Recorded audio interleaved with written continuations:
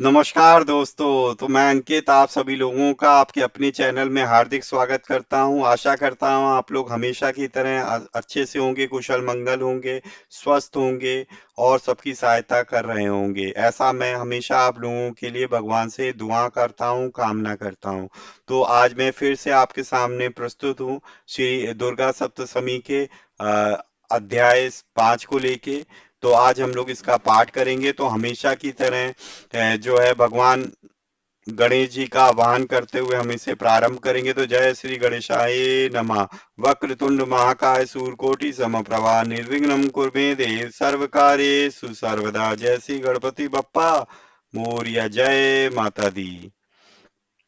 पांचवा अध्याय।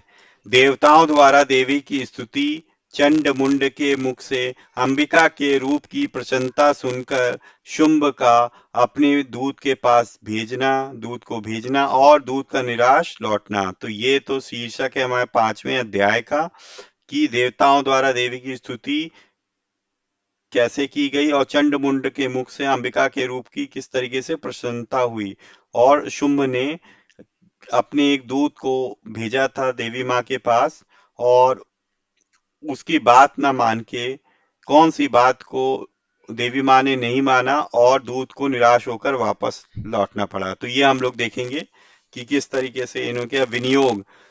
ओम इस उत्तर चरित्र के रुद्र ऋषि हैं, महा सरस्वती देवता है, अनुष्टुप छंद है, भीमा शक्ति है और भ्रामरी बीज है, सूर्य तत्व है और सामवेद स्वरूप है। महा सरस्वती की प्रसन्नता के लिए उत्तर चरित्र में पाठ में इसका विनियोग किया जाता है। ध्यान। जो अपने कर कमलों में घंटा, शूल, हल, शंख, मूसल, चक्र, धनुष और बाण धारण करती हैं, शरद ऋतु के शोभा संपन्न चंद्रमा के समान जिनकी मनोहर कांति है, जो तीनों लोकों की आधारभूता और शुंभ आदि दैत्यों का नाश करने वाली हैं तथा गौरी के शरीर से जिनका प्राकट्य हुआ है, उन महासरस्वती देवी का मैं निरंतर भजन करता हूँ। ऋषि कहते हैं, पूर्व काल में शुभ, शुंभ और निशुंभ नामक असुरों ने अपने बल के घमंड में आकर शचीपति इंद्र के हाथ से तीनों लोकों का राज्य और यज्ञ भाग छीन लिया। वे ही दोनों सूर्य, चंद्रमा, कुबेर, यम और वरुण के अधिकार का भी उपयोग करने लगे। वायु और अग्नि का कार्य वे भी करने लगे। उन दोनों ने सब देवताओं को अपमानित, राज्य भ्रष्ट, पराजित तथा अधिकारहीन करके स्वर्ग से निकाल दिया।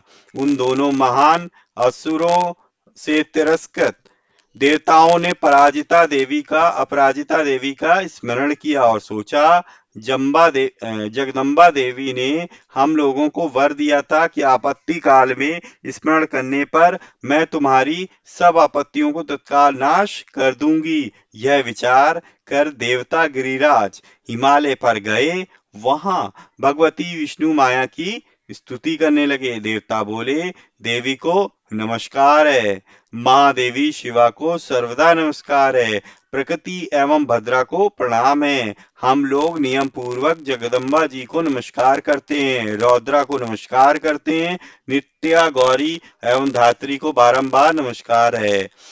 ज्योत्सनामयी चंद्र रूपिणी एवं सुख स्वरूपा देवी को सतत प्रणाम है। शरणागतों का कल्याण करने वाली वृद्धि एवं सिद्धि रूपा देवी को हम बारंबार नमस्कार करते हैं। नैऋति राक्षसों की लक्ष्मी, राजाओं की लक्ष्मी तथा सर्वाणी शिव पत्नी स्वरूपा आप जगदम्बा को बार बार नमस्कार है। दुर्गा, दुर्ग पारा, दुर्गम संकट से उतारने वाली, सारा, सबकी सर्वभूता, सर्वकारिणी ख्याति कृष्णा और धूम्रा देवी को सर्वदा नमस्कार है। अत्यंत सौम्य तथा अत्यंत रौद्र रूपा देवी हम नमस्कार करते हैं, उन्हें हमारा नमस्कार है। जगत की आधारभूता कृति देवी को बारंबार नमस्कार है। जो देवी सब प्राणियों में विष्णु माया के नाम से कही जाती है, उनको नमस्कार, उनको नमस्कार, उनको बारंबार नमस्कार है।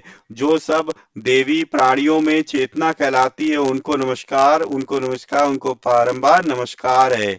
जो देवी सब प्राणियों में बुद्धि रूप से स्थित है, उनको नमस्कार, उनको नमस्कार, उनको बारंबार नमस्कार है।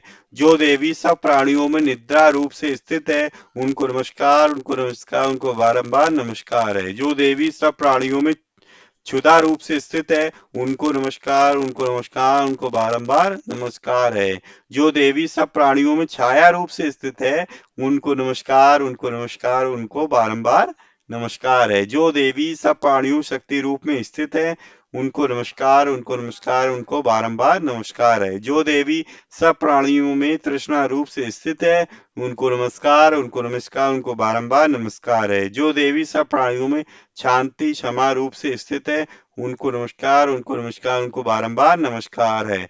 जो देवी सब प्राणियों में जाति रूप में स्थित है, उनको नमस्कार, उनको नमस्कार, उनको बारंबार नमस्कार है। जो देवी सब प्राणियों में लज्जा रूप से स्थित है, उनको नमस्कार, उनको नमस्कार, उनको बारंबार नमस्कार है। जो देवी सब प्राणियों में शांति रूप से स्थित है, उनको नमस्कार, उनको नमस्कार, उनको बारंबार नमस्कार है। जो देवी सब प्राणियों में श्रद्धा रूप से स्थित है, उनको नमस्कार, उनको नमस्कार, उनको बारंबार नमस्कार है। जो देवी सब प्राणियों में कांति रूप से स्थित है, उनको नमस्कार, उनको नमस्कार, उनको बारंबार नमस्कार है। जो देवी प्राणियों में लक्ष्मी रूप में स्थित है, उनको नमस्कार, उनको नमस्कार, उनको बारंबार नमस्कार है। जो देवी प्राणियों में वृत्ति रूप से स्थित है, उनको नमस्कार, उनको नमस्कार, उनको बारंबार नमस्कार है। जो देवी सब प्राणियों में स्मृति रूप से स्थित है, उनको नमस्कार, उनको नमस्कार, उनको बारंबार नमस्कार है। जो देवी सब प्राणियों में दया रूप से स्थित है, उनको नमस्कार, उनको नमस्कार, उनको बारंबार नमस्कार है। जो देवी सब प्राणियों में तुष्टि रूप से स्थित है, उनको नमस्कार, उनको नमस्कार, उनको बारंबार नमस्कार है। जो देवी सब प्राणियों में माता रूप से स्थित है, उनको नमस्कार, उनको नमस्कार, उनको बारंबार नमस्कार है। जो देवी सब प्राणियों में भ्रांति रूप से स्थित है, उनको नमस्कार, उनको नमस्कार, उनको बारंबार नमस्कार है। जो जीवों के इंद्रिय वर्ग की अधिष्ठात्री देवी एवं सब प्राणियों सदा व्याप्त रहने वाली है, उन व्याप्त देवी को बारंबार नमस्कार है। जो देवी चैतन्य रूप से इस संपूर्ण जगत को व्याप्त करके स्थित है, उनको नमस्कार, उनको नमस्कार, उनको बारंबार नमस्कार है। पूर्व काल में अपने अभीष्ट की प्राप्ति होने से देवताओं ने जिनकी स्तुति की तथा देवराज इंद्र ने बहुत दिनों तक जिनका सेवन किया, वह कल्याण की साधना भूता ईश्वरी हमारा कल्याण और मंगल करे तथा सारी आपत्तियों का नाश कर डाले। उद्दंड दैत्यों से सताए हुए हम सभी देवता जिन परमेश्वरी को इस समय नमस्कार करते हैं तथा जो भक्ति से विनम्र पुरुषों द्वारा स्मरण की जाने पर तत्काल ही संपूर्ण विपत्तियों का नाश कर देती, वे जगदम्बा देवी हमारा संकट दूर करें। ऋषि कहते हैं कि राजन, इस प्रकार सब देवता स्तुति कर रहे थे। उस समय पार्वती देवी गंगा जी के जल में स्नान करने के लिए वहां आई। उन पर बों वाली भगवती ने देवताओं से पूछा, आप लोग यहाँ किसकी स्तुति करते हैं? तब उन्हीं के शरीर को से प्रकट हुई शिवा देवी बोली, शुंभ दैत्य से तिरस्कृत और युद्ध में निशुंभ से पराजित हो यहाँ एकत्र हुए ये समस्त देवता मेरी स्तुति कर रहे हैं। पार्वती के शरीर को से अंबिका का प्रादुर्भाव हुआ था, इसलिए वे समस्त लोकों में कौशिकी कही जाती हैं। कौशिकी के प्रकट होने के बाद पार्वती देवी का शरीर काले रंग का हो गया, अतः वे हिमालय पर रहने वाली कालिका देवी के नाम से विख्यात हुई। तदंतर शुंभ निशुंभ के भृत्य चंड मुंड वहां आए और उन्होंने परम मनोहर रूप धारण करने वाली अंबिका देवी को देखा।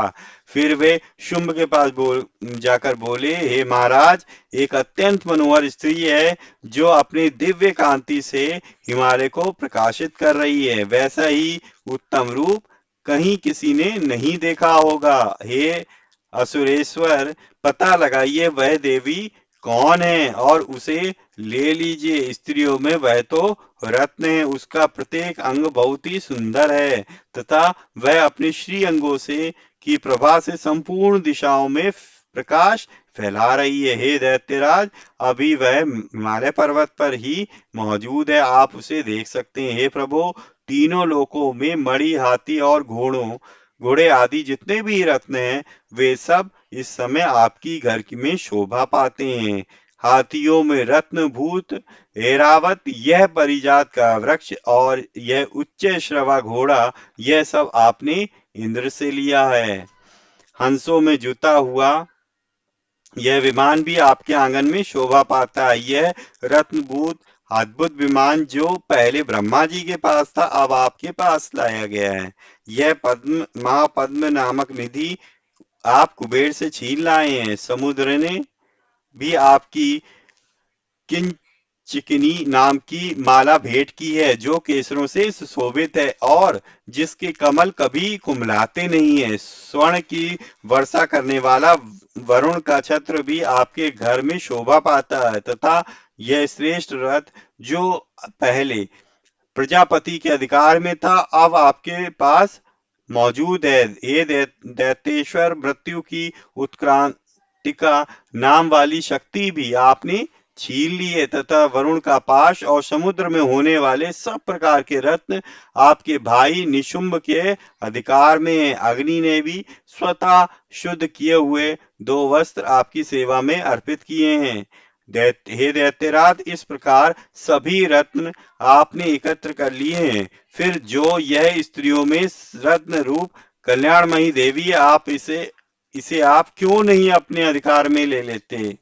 ऋषि कहते हैं, चंडमुंड का यह वचन सुनकर शुंभ ने महादैत्य सुग्रीव को दूत बनाकर देवी के पास भेजा और कहा, तुम मेरी आज्ञा से उसके सामने ये बातें कहना और ऐसा उपाय करना जिससे प्रसन्न होकर वह शीघ्र ही यहाँ आ जाए। वह दूत पर्वत के अत्यंत रमणीय प्रदेश में जहां देवी मौजूद थी गया और मधुर वाणी में कोमल वचन बोला। दूत बोला कि हे देवी, दैत्यराज शुंभ इस समय तीनों लोकों के परमेश्वर हैं, उन्हीं का भेजा हुआ दूत हूँ और यहाँ तुम्हारे ही पास आया हूँ। उनकी आज्ञा सदा सब देवता एक स्वर से मानते हैं, कोई उसका उल्लंघन नहीं कर सकता। वे संपूर्ण देवताओं को परास्त कर चुके हैं। उन्होंने तुम्हारे लिए जो संदेश भेजा है उसे सुनो। संपूर्ण त्रिलोकी मेरे अधिकार में हैं, देवता भी मेरी आज्ञा के अधीन चलते हैं। संपूर्ण यज्ञों के भागों को मैं ही पृथक पृथक भोगता हूँ। तीनों लोकों में जिनके श्रेष्ठ रत्न हैं, वे सब मेरे अधिकार में हैं। देवराज इंद्र का वाहन ऐरावत, जो हाथियों के रत्न के समान है, मैंने छीन लिया है। क्षीर सागर का मंथन करने से जो अश्वरत्न उच्च श्रवा प्रकट हुआ था, उसे देवताओं ने मेरे पैरों में पड़कर समर्पित कर दिया। हे सुंदरी, उनके सिवा और भी जितने भी रत्नभूत पदार्थ देवताओं, गंधर्वों और नागों के पास थे, वे सब मेरे ही पास आ गए। हे देवी, हम लोग तुम्हें संसार की स्त्रियों में रत्न मानते हैं, अतः तुम हमारे पास आ जाओ, क्योंकि रत्नों का भोग करने वाले हम ही हैं। चंचल कटाक्षों वाली हे सुंदरी, तुम मेरी या मेरे भाई महापराक्रमी निशुंभ की सेवा में आ जाओ, क्योंकि तुम रत्न स्वरूपा हो। मेरा वर्ण करने से तुम्हें तुलना रहित महान ऐश्वर्य की प्राप्ति होगी। अपनी बुद्धि से यह विचार कर तुम मेरी पत्नी बन जाओ। ऋषि कहते हैं, दूत के यूं कहने पर कल्याणमयी भगवती दुर्गा देवी, जो इस संपूर्ण जगत का धारण करती है, मन ही मन गंभीर भाव से मुस्कुराई और इस प्रकार बोली, हे दूत, तुमने सत्य कहा है, इसमें तनिक भी मिथ्या नहीं है। शुंभ तीनों लोकों का स्वामी है और निशुंभ भी उसी के समान पराक्रमी है, किंतु इस विषय में मैंने जो प्रतिज्ञा ली है उसे मिथ्या कैसे करूं? मैंने अपनी अल्प बुद्धि के कारण पहले से जो प्रतिज्ञा कर रखी है उसे सुनो। जो मुझे संग्राम में पराजित कर लेगा और जो मेरे अभिमान को चूर्ण कर देगा तथा संसार में जो मेरे समान बलवान होगा, वही मेरा स्वामी होगा। इसीलिए शुंभ और निशुंभ इसलिए शुंभ और महादैत्य निशुंभ स्वयं ही यहाँ पधारे और मुझे जीतकर शीघ्र ही मेरा पाणी ग्रहण कर लें। इसमें विलंब की क्या आवश्यकता है? यह सुनकर दूत बोला, हे देवी, तुम घमंड में भरी हुई हो, मेरे सामने ऐसी बातें ना करो। तीनों लोकों में कौन ऐसा पुरुष है जो शुंभ निशुंभ के सामने खड़ा हो सके? हे देवी, अन्य देवताओं के सामने भी सारे देवता युद्ध में नहीं ठहर सकते, फिर तुम अकेली स्त्री कैसे ठहर सकती हो? जिन शुंभ आदि दैत्यों के सामने इंद्र आदि सब देवता भी युद्ध में खड़े नहीं हुए, उनके सामने तुम स्त्री होकर कैसे जाओगी? इसलिए तुम मेरे कहने से चली शुंभ निशुंभ के पास चली जाओ। ऐसा करने से तुम्हें तुम्हारे गौरव की रक्षा होगी, अन्यथा जब वे केश पकड़कर घसीटेंगे तब तुम्हें अपनी प्रतिष्ठा खोकर जाना पड़ेगा। ऐसे वचन सुनकर देवी ने कहा, तुम्हारा कहना ठीक है। शुंभ बलवान है और शुंभ भी बड़ा पराक्रमी है, किंतु क्या करूं, मैंने पहले बिना सोचे समझे प्रतिज्ञा कर ली है। अतः अब तुम जाओ और उनसे तुमसे जो कहा है वह सब दैत्यराज से आदर पूर्वक कहना, फिर जो उचित जान पड़े करें। इस प्रकार श्री मार्कंडेय पुराण में सार्वणिक मनवंतर कथा के अंतर्गत देवी पुराण में देवी दूत संवाद नामक 5वां अध्याय पूरा हुआ। तो ये था दोस्तों हमारे पास दुर्गा सप्तशती का 5वां अध्याय, जो मैंने आप लोगों को कह सुनाया। आशा करता हूँ हमेशा की तरह ये पाठ भी आपको अच्छा लगा होगा। ठीक है, तो मिलते हैं नेक्स्ट वीडियो में नेक्स्ट अध्याय के साथ। तब तक के लिए जय श्री राम, राधे राधे, जय माता दी।